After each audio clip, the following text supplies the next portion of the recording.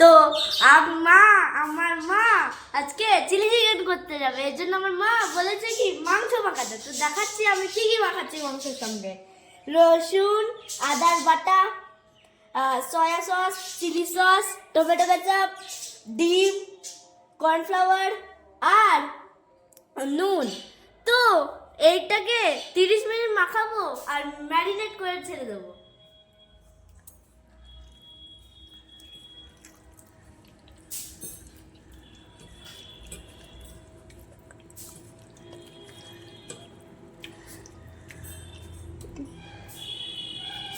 করবো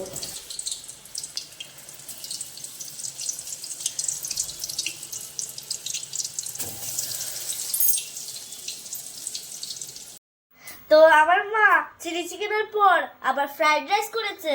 তো চলো দেখি কেমন খেতে লাগে চিলি চিকেনটা।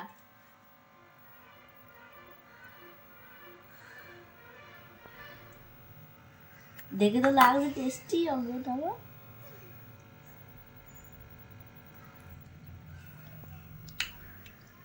খুব সাধারণ।